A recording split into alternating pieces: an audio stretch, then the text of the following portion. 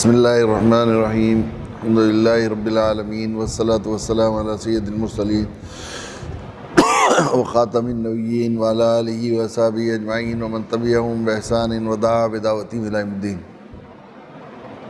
اما بعد فاعوذ باللہ من الشیطان الرجیم. بسم اللہ الرحمن الرحیم. یا ایھا الذین آمنوا کتب علیکم الصیام کما کتب علی الذین من قبلکم لعلکم تتقون ایاما معدودات. خواتین و حضرات، ہمیں آپ کو، پوری امت مسلمہ کو، پورے عالم کے انسانوں کو بہت مبارک ہو کہ اللہ تعالیٰ نے اپنے فضل فرما کر، احسان فرما کر، کرم فرما کر ہمیں یہ دن دکھایا کہ ہمیں اللہ تعالیٰ نے رمضان تک پہنچایا، اور یہ برکتوں رحمتوں والا مہینہ، اللہ کی عطا اور کرم فرمائی کا مہینہ، اور نزول قرآن کے صدقے میں اللہ کی عطا کا، جشن شاہی کا یہ مہینہ ہمیں ملا ہے، اور ہم اس مرحلے میں پہنچ گئے ہیں کہ رمضان کی طاعت اور نیکیوں پر عمل کر کے اپنی زندگی کی تمام غلطیوں کوتاہیوں کی تلافی بھی کر سکتے ہیں، اور اپنا دامن اللہ کی رحمت سے، اللہ کی رضا سے، کرم سے، نیکیوں سے، اجر و ثواب سے، دارین کی فوز و فلاح سے بھر سکتے ہیں. یقیناً یہ اللہ کا رمضان مبارک یقیناً اللہ کا بہت بڑا انعام ہے، اور جن لوگوں کو اللہ تعالیٰ قدر کی توفیق دیتے ہیں، جن کو معلوم ہے کہ رمضان مبارک کیا ہے، بلکہ بعض روایت میں یہ بھی آتا ہے کہ اگر معلوم ہو جائے کہ رمضان مبارک میں کیسی برکتیں اور کیسی رحمتیں ہیں اللہ کی، اور یہ کتنا بڑا انعام ہے، تو لوگ یہ تمنا کرنے لگے کہ پورا سال رمضان ہو. یہ ایسا بڑا انعام ہے.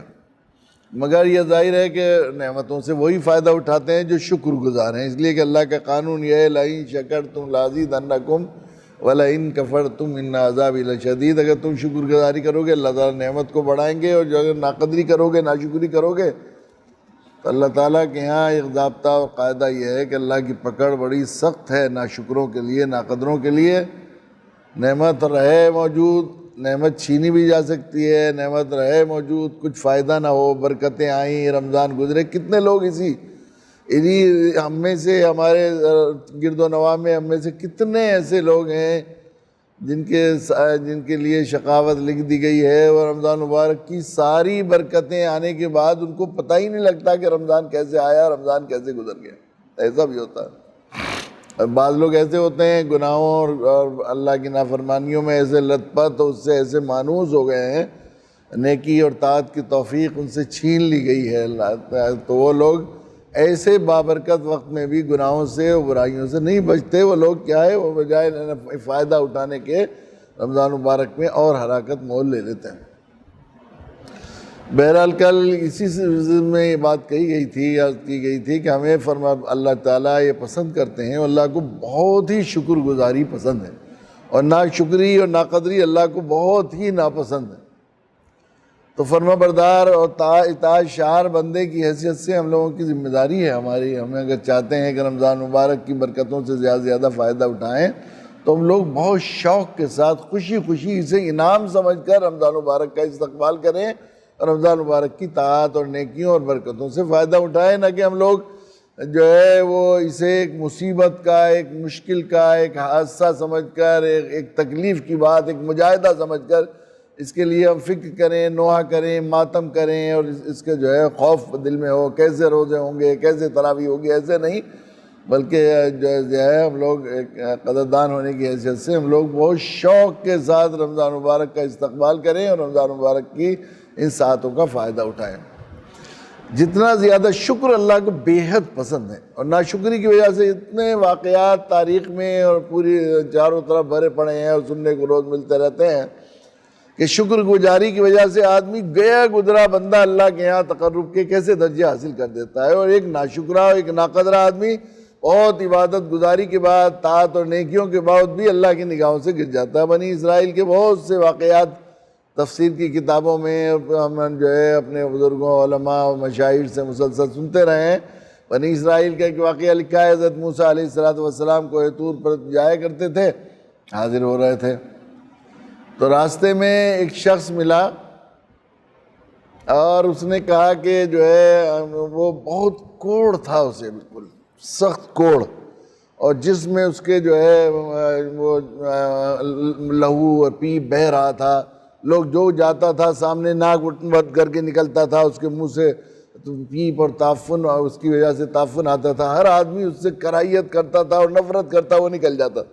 حضرت موسیٰ علیہ السلام کو ملا، یوں کہا کہ موسیٰ کوہ طور پر جا رہے ہیں آپ، اللہ سے یہ پوچھئے کہ مجھے اس حال میں کہ ہر آدمی مجھے حقیر اور جو ہے نفرت اور کراہیت کرتا ہوا نکلتا ہے، اے اللہ مجھے کس کام کے لیے آپ نے دنیا میں پیدا کیا؟ میں تو کسی کام کا بھی نہیں ہوں، کسی کے کام نہیں آ سکتا، کسی کی ضرورت پوری نہیں کر سکتا، اے اللہ میں کس کام کا ہوں؟ حضرت موسیٰ علیہ السلام نے کہا کہ ٹھیک ہے میں معلوم کروں گا۔ آگے گئے، ایک بہت عابد زاہد تھا بڑا، جو 500 سال سے عبادت کر رہا تھا مسلسل، تو وہ بھی ملا۔ اس نے کہا کہ اے موسیٰ کوہ طور پر جا رہے ہو، میرے اللہ سے پوچھنا ذرا کہ مجھے اتنی میری عبادت کا کیا اجر و ثواب ہے، کیا آپ کے ہاں اس کا بدلہ ہے؟ وہاں گئے موسیٰ علیہ السلام کوہ طور پر، تو کوہ طور پر اللہ تعالیٰ نے فرمایا کہ اس عابد سے کہنا کہ 500 سال کی عبادت کے بدلے میں جنت میں ایک محل تمہارے لیے تیار کر دیا ہے، اس کے بدلے میں جنت میں ایک محل دیا جائے گا۔ اور اس کے بارے میں یہ کہنا کہ دوزخ کا جو ہے وہ جو سزا جب دوزخیوں کو ملے گی تو ان کو جب جلایا جائے گا تو پیپ اور لہو بہے گا، اس کی وجہ سے وہ جنت میں، وہ دوزخ میں ایک نالی ہے، اس نالی سے وہ باہر نکلے گی، تو اسے دوزخیوں کو جب سزا بڑھانی ہوگی تو اسے روکنے کے لیے، تاکہ وہ تعفن و بدبو بڑھ جائے، اس کے لیے ایک ڈانٹ کی ضرورت ہوگی۔ تو جو ہے چونکہ ہمیشہ گناہ کرتا رہا اور تو کسی کام کو تو ہے نہیں، تجھے وہاں اس میں ڈانٹ بنانے کے لیے تجھے اللہ نے بنایا، ڈانٹ کے طور پر دوزخیوں کی سزا کو بڑھانے کے لیے، تعفن و بدبو کو بڑھانے کے لیے وہاں نالی میں ڈانٹ لگانے کے لیے تجھے بنایا گیا ہے۔ حضرت موسیٰ علیہ السلام واپس آئے تو پہلے وہ عابد ملے، ان سے پوچھا کہ 500 سال کی موسیٰ کیا کہا کہ 500 سال کی عبادت کے بدلے میں اللہ تعالیٰ نے جنت میں تمہارے لیے ایک محل عطا کر دیا۔ تو عابد کہنے لگا 500 سال کی عبادت کے بدلے میں صرف ایک محل، اتنی عبادت کا میری کیا ہوا؟ جنت کا محل ہے وہ، دنیا کا محل تو یہ ادنا درجے کے آدمی کو جنت دی جائے گی، تو اس دنیا سے 10 گنا بڑی جنت دی جائے گی، اور ایسی ایسی نعمتیں ہوں گی، نہ کسی آنکھ نے سنی، نہ کسی کان نے سنی، نہ کسی آنکھ نے دیکھی، نہ کسی دل میں تصور ہوا۔ جنت کا محل کوئی معمولی تو ہے یہ، بدلے میں اللہ تعالیٰ صرف نعمتوں کا حساب برابر سرابر کر دیں کہ 500 سال کی عبادت میں اتنی نعمتیں استعمال کی ہیں، لیکن وہ مزاج میں ناشکری، تو اس نے یہ بات کہی، ناشکری کا اظہار کیا کہ 500 سال کی عبادت میں صرف ایک محل۔ پھر وہ آگے گئے تو وہ شخص ملا، اس سے پوچھا کہ اللہ نے کیا کہا ہے؟ انہوں نے کہا کہ دوزخیوں کو جب سزا بڑھانی ہوگی اور تعفن اور بدبو کو بڑھانے کے لیے، اس لہو پیپ کو جہنم میں روکنے کے لیے ڈانٹ کے طور پر تجھے لگایا جائے۔ کہ لے میرے اللہ آپ کتنے اچھے ہیں، میرے اللہ آپ کا کرم، آپ نے تو بڑے کام کا بنایا، میں سوچتا تھا میں تو بالکل ہی بیکار ہوں، میں کس کام آؤں گا، ایسا کوڑ میرے ہاتھوں میں ہے، لوگ نفرت کراہیت کر کے نکل جاتے ہیں، تو ایسے کیا؟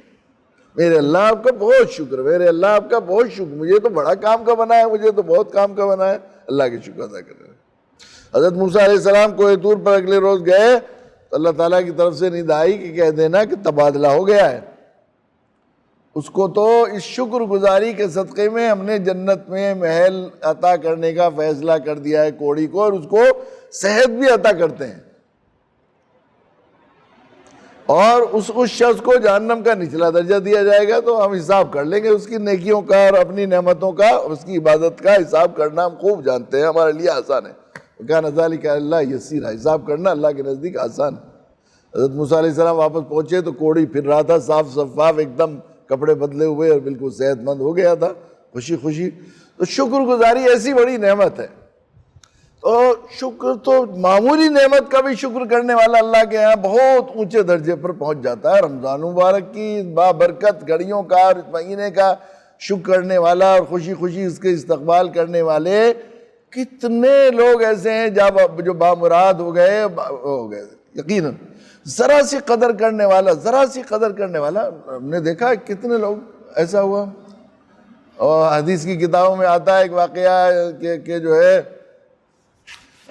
صحابہ کے درمیان ایک یہودی کسی طرح بیٹھا ہوا تھا, تو اس کا ایک بچہ دن میں روٹی کا ٹکڑا کھاتا ہوا آیا رمضان میں, تو یہودی نے اس کے ایک چاٹا مارا. شرم نہیں آتی؟ رمضان کا اکرام نہیں تجھے؟ رمضان چل رہے ہیں اور کھلے عام کھاتا پھر رہا ہے. یہودی کا انتقال ہو گیا, کسی صحابی نے دیکھا کہ جنت میں پھر رہا ہے, کہ جو ہے کیا ہوا بھائی, تو یہودی تھا, کافر شرک پہ مرا, کہ نہیں موت کے وقت فرشتہ آیا, تو نے ہمارے رمضان کا اکرام کیا, اس کے صدقے میں ہم تجھے ایمان کے ساتھ دنیا سے لے جانا چاہتے ہیں, اس لیے فرشتے کو بھیجا ہے کہ کلمہ پڑھانے آیا ہے تمہیں. یہ ہوتا ہے. ابھی نظیم ہدایت کے جھونکے میں ایک انٹرویو چھپا تھا بیچارے وہاں بوانا کے ایک صاحب کا, کہ وہ جو ہے انہوں نے بیڑی پی رہا تھا کوئی برابر میں, ایک میاں جی بھی بیٹھے ہوئے تھے, چودھری تھا وہ جاٹ بوانا کا بیچارہ. اس نے دیکھا کہ وہ برابر میں بیڑی پی رہے, تو اس نے کہا ارے اللہ کے بندے تجھے کچھ تو شرم چاہیے, بیچارے بڑے میاں, تمہیں پتہ نہیں رمضان چل رہے ہیں میاں جی کے, اور تو اس کے سامنے بیڑی پی رہا ہے. بہت ہی برا, اسے ڈانٹا بہت ہی. اور بس اس کے بعد اسے رمضان کی لگ گئی, اور پھر روزے رکھ کے اس کے دوست نے کہا کہ تو بھی روزہ رکھ لے, کہ میرا بھی دل چاہ رہا ہے روزے رکھنے کو. اس نے روزہ رکھا, بہت پیاس اور بہت ہی بھوک لگی, سخت گرمی, ابھی چند سال پہلے کی بات ہے, 2-3 سال پہلے کی بات ہے. تو اسے جی چاہ رہا تھا کہ پانی پیوں, پھر اچانک ایسا لگا جیسے اللہ دیکھ رہے ہیں, جس اللہ کے لیے میں بھوکا پیاسا ہوں, اللہ مجھ سے لاڈ کر رہے ہیں, پیار کر رہے ہیں, کفر کی حالت میں اسے دکھ رہا ہے, مزہ آ رہا تھا اسے بھوک پیاس میں. پھر کیسا اللہ نے اسے نوازا اور کیسا ایمان عطا فرمایا. تو ایک کافر مشرک کے لیے بھی اگر وہ رمضان کا احترام اور قدردانی کرے گا, تو اللہ تعالیٰ نے اسے نوازنے کے فیصلے کر دیے. اگر ہم لوگ اس کی قدر کریں گے اور رمضان مبارک کی برکت گھڑیوں کی, تو ہم کیا. تو اس لیے اس نعمت عظمیٰ کی ہمیں بڑی قدر کرنی چاہیے, بہت خوش ہونا چاہیے, بہت شکر کرنا چاہیے اللہ کی نعمتوں کا. اور شکر کے 2 حصے ہیں, ایک تو ایک زبان سے شکر کرے, چہرے سے ظاہر ہو, اپنے ہاؤ بھاؤ سے پتہ لگے کہ خوشی منا رہے ہیں, خوش ہو رہے ہیں, یہ اسے نعمت سمجھ رہے ہیں, زحمت نہیں سمجھ رہے ہیں, بوجھ نہیں سمجھ رہے ہیں, مشکل نہیں سمجھ رہے ہیں, بلکہ اللہ کا انعام, اللہ کے کرم فرمائی, رحمتوں کی ہوائیں, نیکیوں کا موسم میں باہر سمجھ رہے ہیں. یہ تو ہمارے زبان سے اور ہمارے اس سے ظاہر ہونا چاہیے. لیکن شکر کی سب سے بڑا درجہ یہ ہے کہ نعمت کو اللہ تعالیٰ جو نعمت دی ہے, اللہ کی مرضی کے مطابق استعمال کیا جائے. اللہ اس نعمت کے دینے سے جو چاہ رہے ہیں اس کا لحاظ کیا جائے. اللہ نے یہ رمضان مبارک کا مہینہ ہمیں کیوں دیا ہے؟ رمضان مبارک کا مہینہ چونکہ قرآن مجید کے نزول کے صدقے میں دیا ہے. اور کس لیے دیا ہے؟ کہ ہم کامیابی یعنی جنتی بن جائیں. ہم اپنے ایمان کا, اپنے باطن کا, اپنی روح کا جنرل اوور ہال کر لیں, فٹنس کر لیں. فٹنس کا ہوتا ہے گاڑی کا انجن کی فٹنس ہوتی ہے, اوور ہال کراتے ہیں اندر. تو اپنے ایمان کا, اپنے باطن کا فٹنس کر لیں. اور تقوی, چونکہ جنت میں جانے اور کامیابی کے انحصار ہے متقی بننے پر. اور تقوی کا جو ہے سلیبس اور تقوی کا جو ہے وہ نصاب جو ہے وہ قرآن مجید کی شکل میں اللہ تعالیٰ نے نازل فرمایا. تو اللہ تعالیٰ نے ایک مہینہ, چونکہ وحی الہی ہے قرآن مجید, اور وحی کے ساتھ خاص طور سے روزے کو ایک خاص مناسبت ہے کہ جب معدہ خالی ہوگا تو وحی کو سمجھنے میں, وحی کو مناسبت میں, چونکہ مادیت اور بہیمیت وہ جو ہے دبے گی اور روحانیت اور ملکوتیت جو ہے وہ اب جو ہے غالب آئے گی, تو وحی کو سمجھنے میں, وحی سے مناسبت پیدا ہوگی. اس لیے اللہ تعالیٰ نے اس مہینے کو روزے کا مہینہ قرار دیا. روزے کا مہینہ ہے. روزے سے کیا کیا قرآن نے خود کہا یا ایھا الذین آمنوا کتب علیکم الصیام, چونکہ روزے میں ایک گناہ مجاہدہ بھی ہے اور تھوڑی سی مشقت ہوتی ہے, کھانے پینے سے آدمی رکتا ہے صبح سے شام تک, اور خاص طور سے گرمی کا روزہ اور بھی مجاہدے کا ہوتا ہے, اور یہ روزہ اور بھی مجاہدے کا ہے کہ اس وقت فصل کا سیزن بھی ہے اور بہت سی ایسی کاموں کے سیزن ہیں, یہ ہو رہا ہے, ادھر یہ کرونا کا یہ وبائی وہ بھی چل رہا ہے. تو ایسے وقت میں ذرا مشقت ہوتی ہے, لیکن آدمی کو جو اگر یہ معلوم ہو, انسان کی فطرت ہے, مزاج اللہ کی رحمت کے قربان, کیسے حکیمانہ اور کیسی مامتا کے ساتھ روزے کے حکم کو ہم تک بتایا گیا ہے. یا ایھا الذین آمنوا کتب علیکم الصیام کما کتب علی الذین من قبلکم, اے لوگوں تم پر روزہ فرض کیا گیا ہے تم ہی پر فرض نہیں کیا بلکہ پہلے سے لوگوں پر، تم سے پہلی امتوں پر بھی فرض کیا گیا تھا۔ کوئی مشقت، کوئی مشکل، کوئی حادثہ ہو اور اسے معلوم ہو کہ کسی اور ایسے وہ بھی ان کو بھی ایسے گزرنا پڑا ہے، تو آدمی کو وہ مشکل اتنی مشکل نہیں لگتی بلکہ اس سے بہت آسان ہو جاتی ہے۔ یہ طریقہ اختیار کی خود پچھلی امتوں پر بھی فرض کیا گیا تھا روزہ، ہر امت پر فرض تھا کسی نہ کسی درجے میں، ان کی تعداد اور ان کا جو ہے اوقات تھوڑے سے الگ الگ تھے، لیکن سب امتوں پر کتب لعلکم تتقون، تاکہ تم متقی بن جاؤ، پرہیزگار بن جاؤ۔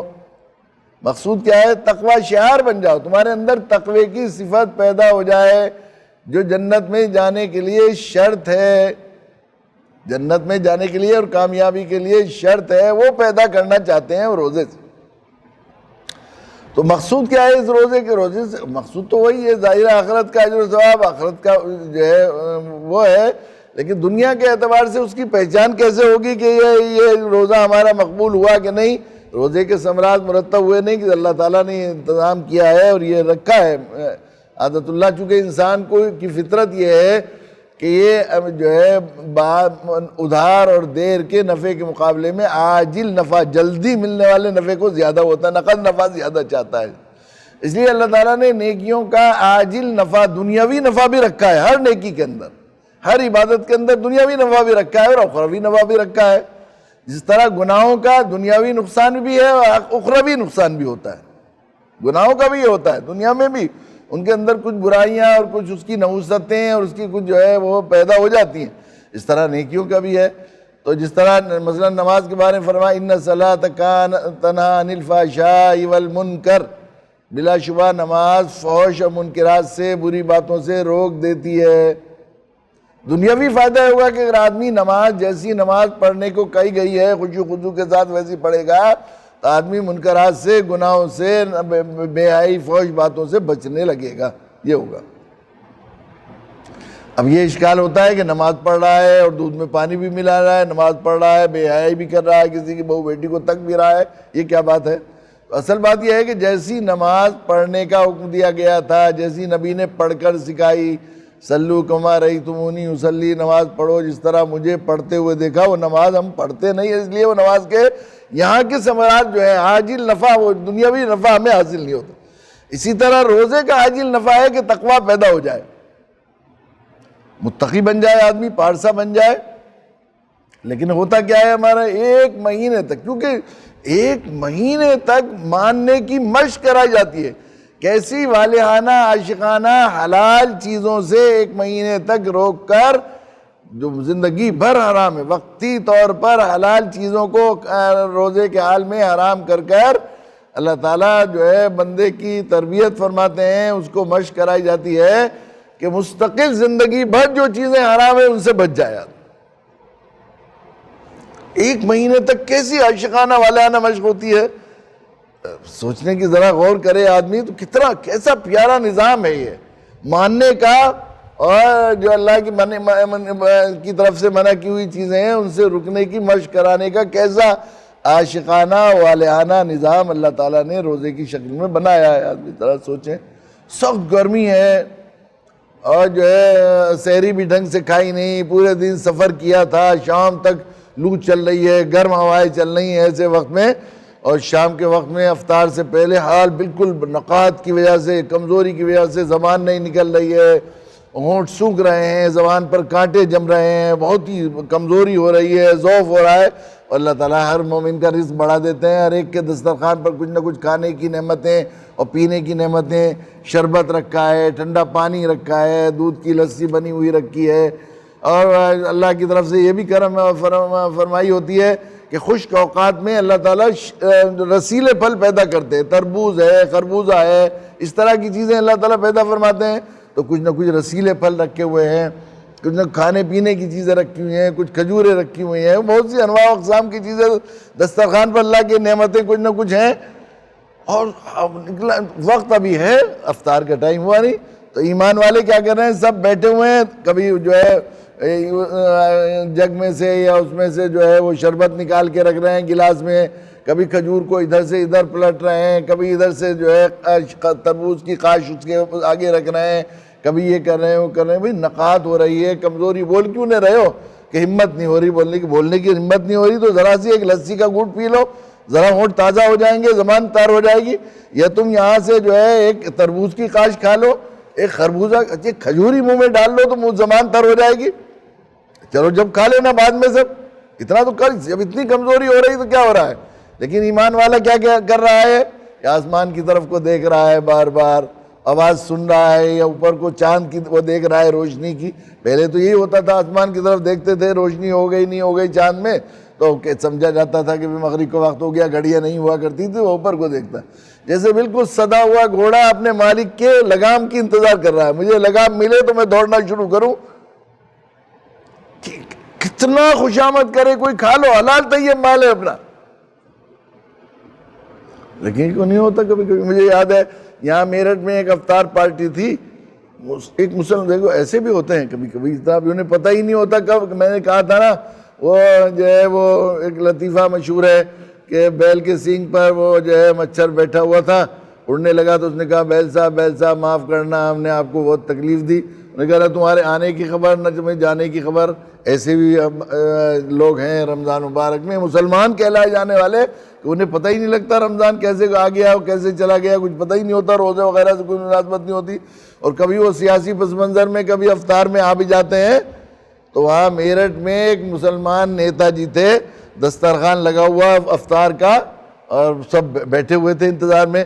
اور جب بڑی تقریب ہوتی تھی وہ ذرا پہلے سے لگ جاتا ہے نا دسترخوان میں، سب چننا ہے، لمبا لوگوں کا زیادہ انتظام ہوتا ہے تو پہلے سے کرتے ہیں. اب لگا ہوا ہے سب، اور وہ بھی آگے بیٹھ گئے، بھائی کھاتے کیوں نہیں، شروع کیوں نہیں کرتے؟ وہی کہنے لگے.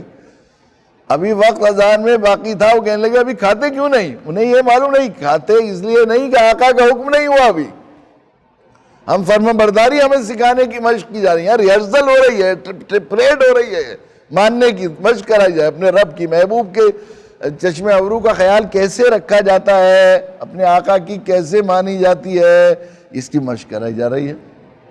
رات کو دیر سے آئے، جو ہے دن بھر تھکے آ رہے تھے، آنکھ لگ گئی، کھانا کھاتے ہی لیٹ گئے. اب سحری رات کو، ایسے بھی آج کل رات چھوٹی ہوتی ہے تو اچانک آنکھ کھلی تو دیکھا 4-5 منٹ رہ رہے ہیں بس سحری میں. انہوں نے اٹھایا، امی جی اٹھ جاؤ، بھیا تم بھی اٹھ جاؤ، بابو تم بھی اٹھ جاؤ، بہن تم بھی اٹھ جاؤ، جلدی سے اٹھ جاؤ، سحری کا وقت نکل گیا سحری. اور کرتے جا رہے، اور کچن میں گئے، جا کے جلدی سے دودھ ڈیلا ایک کپ میں ٹھنڈا ہی، اور سالن نکال لیا ویسے پلیٹ میں، اور روٹی ہاتھ میں لے لی، اور وہیں پر سلیب پر ہی کچن میں کھانا شروع کر دیا. ایک لقمہ کھایا، آج تو سارے دن سفر بھی ہے، اگر آج سحری نہیں کھا گئی، بغیر سحری کے روزہ رکھا تو بہت مشکل ہو جائے گا. ایک لقمہ لگایا، کھا لیا، دوسرا لقمہ لگایا، پھر کھا لیا، تیسرا لقمہ لگایا تھا، یوں اٹھا رہا تھا کہ اچانک آواز آ گئی مؤذن کی، اللہ اکبر اللہ اکبر. اچھا آپ ہی میرے بڑے ہیں، میرے اللہ آپ سب سے بڑے ہیں، بے شک آپ سب سے بڑے ہیں. ایمان والا کیا کہہ رہا ہے؟ لقمے کو کیا کیا اس نے؟ یوں چھوڑ دیا. یوں نہیں گیا کبھی کسی کو ایمان والے کے لقمہ اذان کے بعد اس طرح نہیں جاتا. روزہ رکھ رہا ہے اس نے، یوں چھوڑ دیا اس نے. ارے ذرا سا سالن ہے، گھر میں کوئی بچہ بھی نہیں ہے، پلیٹ صاف کرنا سنت ہے. ایک دودھ کا گلاس تم نے لکھا رکھا، اسے جلدی سے انڈیل لو، ایک منٹ میں کیا ہو جائے گا، آدھے سیکنڈ میں چلا جائے گا. ذرا سا پانی پی لو تم، ابھی تو اذان ہو ہی رہی ہے. لیکن زبان حال سے کیا کہہ رہا ہے ایمان والا؟ ایمان والا کہہ رہا ہے کہ میں بندہ ہوں، میں اپنے آقا کی ماننے کی مشق کر رہا ہوں، میں روزہ رکھ رہا ہوں، میں روزے دار ہوں، مجھے روزہ رکھنا ہے، اللہ کی ماننا ہے، میرے اللہ کی طرف سے عادت. 1 مہینے تک روزانہ یہی مشق. لیکن اس کے بعد ہم کیا دیکھتے ہیں؟ عید کا دن آیا تو ایسے جیسے وہی لوگ جو تھے بالکل ایسے گناہوں پر چڑھتے ہیں، اور ایسا ہوتا ہے جیسے 1 مہینے تک کوئی مشق ہی نہیں تھی. ایسی کیفیت ہوتی ہے، ایسا بھی ہو جاتا ہے. اس کی بنیادی وجہ کیا ہے؟ وہ جو عاجل نفع ہے تقویٰ کی کیفیت حاصل ہونے کا، وہ اکثر ہمیں حاصل نہیں ہوتی. اس کی بنیادی ایک وجہ، مرکزی وجہ جو بتائی ہے، دیکھیے کوئی بھی اعمال جو ہیں اللہ کے یہاں قبولیت کا دار و مدار اس کی نیت پر ہے، اخلاص پر. اللہ کے ایک تو ظاہر ہے جسم اس کا، اور اس کی روح اور اس کی جان ہے نیت اور اخلاص. تو ہمارے یہاں کیا ہوتا ہے عموماً یہ ہوتا ہے، ظاہر ہے کہ بے جان چیز کا تو کچھ اثر نہیں ہوگا نا، بے جان جب عمل ہوگا تو اس کا کیا اثر ہوگا. اصل یہ ہے کہ ہم لوگ عموماً یہ ہوتا ہے کہ ہمارے حضرت علی میاں نور اللہ مرقدہ فرمایا کرتے تھے کہ اس امت کا بڑا مرض بد نیتی نہیں، بے نیتی ہے. نیتی نہیں ہوتی کچھ ہماری، بس رمضان آئے تھے سب روزے رکھ رہے ہیں، ہم بھی رکھ رہے ہیں روزہ۔ عموماً عبادات کی جو جان ہمارے جو فائدہ حاصل ہونا چاہیے تھا اور اس کی وجہ سے جو زندگی میں تبدیلی آنی چاہیے تھی نیکیوں کی وجہ سے، نماز کی وجہ سے فحش و منکرات سے بچنا چاہیے تھا، اور جو چیزیں جو عبادات ہیں اور طاعت ہیں ان کے ثمرات مرتب ہونے چاہیے تھے، وہ اس لیے نہیں ہوتے کہ بے نیتی سے ہم لوگ کرتے ہیں۔ بد نیتی تو کم ہوتی ہے، بے نیتی زیادہ ہو۔ روزہ تو ایسا ہے اس میں بد نیتی تو ہو ہی نہیں سکتی۔ روزہ تو آدمی کسی سے کہہ دے میں روزے دار ہوں، چپکے سے جا کے کھا پی لے بس۔ اگر اس نے روزہ رکھا ہے تو بے نیتی تو ہو سکتی ہے، بد نیتی نہیں ہو سکتی۔ اس لیے روزے کو خاص فرمایا کہ روزہ میرے لیے ہے، چونکہ اس میں بد نیتی نہیں ہو سکتی۔ ریا کے لیے، نام و نمود کے لیے آدمی روزہ رکھ نہیں سکتا، رکھنے کی ضرورت نہیں ہے، کہہ دو روزہ ہے بس پتہ بھی لگ جائے گا، روزہ نہ بھی رکھو اپنا کھا پیو بھی۔ تو یہ بے نیتی کی جو ہے نبوست ہے جس کی وجہ سے ہوتا ہے، نیت نہیں ہوتی ہمیں، اور نیت، اور اس لیے من صام رمضان ایمانا واحتسابا، من قام رمضان ایمانا واحتسابا، من قام فی لیلۃ القدر ایمانا واحتسابا۔ ایمان و احتساب کی شرط رکھی۔ ہمارے حضرت والا فرماتے تھے کہ حضرت مولانا الیاس صاحب رحمۃ اللہ علیہ کے ہاں جو چیزیں ہمیں سیکھنے کو ملی ان میں ایک بڑی چیز تھی ایمان و احتساب کا معنی سمجھ میں آئے۔ ایمان و احتساب کا مطلب یہ ہے کہ جو اللہ نے وعدے کیے ہیں اجر و ثواب کے، نیکیوں کے، رمضان مبارک میں 70 گنا ثواب بڑھ جاتا ہے، فرضوں کا، نفلوں کا ثواب 70 گنا فرضوں کے برابر ہو جاتا ہے۔ قرآن کے جو اللہ کے لیے روزہ رکھے گا، اللہ غفر لہ ما تقدم من ذنبہ، تمام گناہوں کو اللہ معاف کر دیں گے۔ جو تراویح پڑھے گا اللہ کی رضا کے لیے اور لیلۃ القدر میں رات کو عبادت کرے گا، اللہ تعالیٰ سارے گناہوں کو معاف کر دیں گے۔ جو بھی وعدے ہیں ان پر یقین ہو، 100% ایمان ہو کہ میرے اللہ نے جو وعدہ کیا اور اس کا حساب ہو۔ جو نیکیاں بتائی ہیں، اب قرآن پڑھ رہا ہوں میں تو قرآن کا جو اجر ہے کیا ہے، ایک حرف پڑھنے پر 10 نیکیاں ملیں گی، بے وضو پڑھنے پر۔ باوضو پڑھیں گے تو 27، اور بعض روایت میں 40 نیکیاں ملیں گی، اور اگر نماز میں پڑھیں گے تو 70 نیکیاں ملیں گی، اور رمضان مبارک میں پڑھیں گے تو 70 گنا نیکیاں ملیں گی۔ 70 گنا سے مطلب عام طور پر ہم سمجھتے ہیں 70، یہ 70 جو ہے عربی میں بے نہایت زیادتی کہ جس کی کوئی حد نہ ہو، انفینیٹیو، بے لا تعداد زیادتی، اس کو کہتے ہیں 70 عربی میں۔ اصل میں 70 کا جو محاورہ ہے وہ یہ ہے، اتنی نیکیاں ملیں گی ایک حرف میں پڑھنے پر۔ اب میں نے 1.5 پارہ سنا ہے یا پڑھا ہے تو کتنی نیکیاں ملیں گی پڑھنے والے کو؟ کتنا حساب بیٹھے گا؟ حساب لگانا مشکل ہے، پورے رمضان حساب لگانا پڑے گا حافظ صاحب کو کہ آج کے 1.5 پارے کا کتنا حساب ہوگا۔ اور جتنے لوگوں نے سنا، سننے والوں کو دگنا اجر ملے گا، سننے والوں کو دگنا اجر ملے گا، تو کتنا بیٹھ گیا۔ اور چونکہ حافظ صاحب حافظ مسیح اللہ اگر سناتے نہیں تو کون سنتا؟ الدال الخیر کفا الیہ، جتنے لوگوں کو کرنے کے ثواب، جتنے لوگوں نے سنا ان سب کا ثواب اور ان کا خود کا پڑھنے کا ثواب سارا ان کو ملے گا۔ اب اس کا یقین ہو کہ اتنی نیکیاں ملیں گی تو کتنے مزے سے سنائے گا آدمی۔ پھر یہ جو پہلے گیئر میں سے آج چوتھے گیئر میں پہنچا دیا ہے ان لوگوں نے، ہمارے ساتھیوں نے، انہیں بیچارے کو اچھا خاصے بہت اچھے گیئر سے پڑھ رہے تھے، آج چوتھے اور 5ویں گیئر میں پہنچا دیا، ٹاپ گیئر میں۔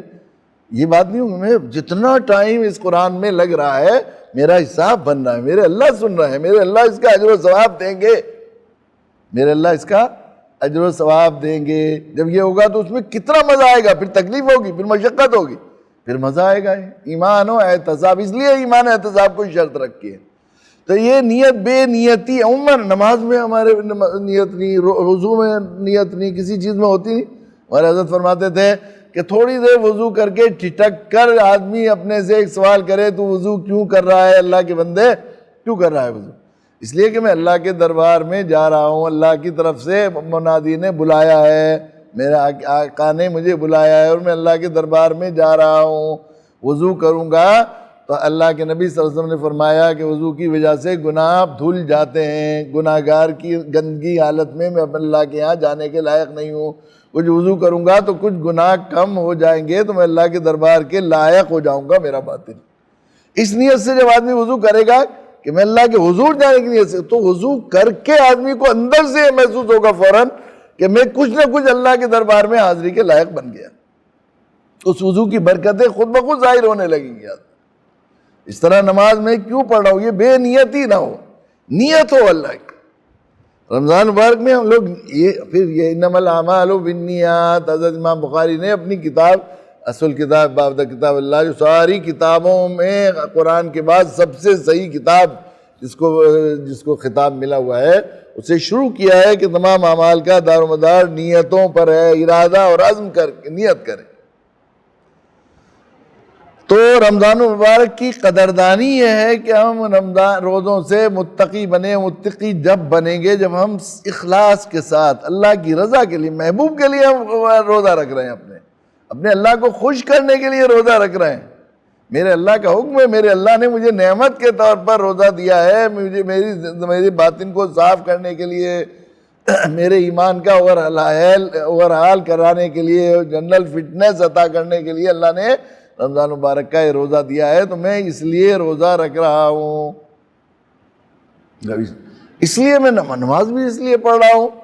تو یہ جو رمضان ہے اس میں ہم لوگ تقوی اللہ سے، جو اللہ چاہ رہے ہیں ہم سے متقی بن جائیں، اس طرح روزہ رکھیں گے، اب کے اس طرح نمازیں پڑھیں گے، اس طرح رمضان کو گزاریں گے کہ ہمارے اندر تقوی کی صفات پیدا ہو جائے، تاکہ میرے اللہ نے جس کام کے لیے روزہ دیا ہے، رمضان مبارک کا مہینہ مجھے عطا کیا ہے، جو عطا فرمانے کے لیے، جو فائدہ پہنچانے کے لیے، وہ فائدہ پورا میں حاصل کر سکوں۔ اس کیفیت کے ساتھ اور اس نیت کے ساتھ ہم رمضان مبارک گزاریں گے تو یقیناً یہ رمضان ہمارے لیے انقلابی رمضان ہوگا۔ یہ رمضان ہمارا، پھر یہ رمضان صحیح گزرنے والا، من سلم رمضان سلم سنا، جس کا رمضان صحیح سالم گزرا اس کا پورا سال کیسے گزرے گا؟ صحیح سالم گزرے گا، اس کا سال گزرے گا، اس طرح پوری زندگی سلامتی اور خیریت کی طرف چلی جائے گی۔ اللہ تعالیٰ ہمیں توفیق دے کہ ہم لوگ خوب رمضان کے قدردانی کرنے والے بنیں، اور رمضان مبارک ہم اس طرح گزاریں کہ اللہ کے دربار میں ہمارا رمضان کے سلسلے میں شکر گزار کرنے والے بندوں میں ہمارا نام لکھا جائے۔ وآخر دعوانا الحمدللہ رب العالمین۔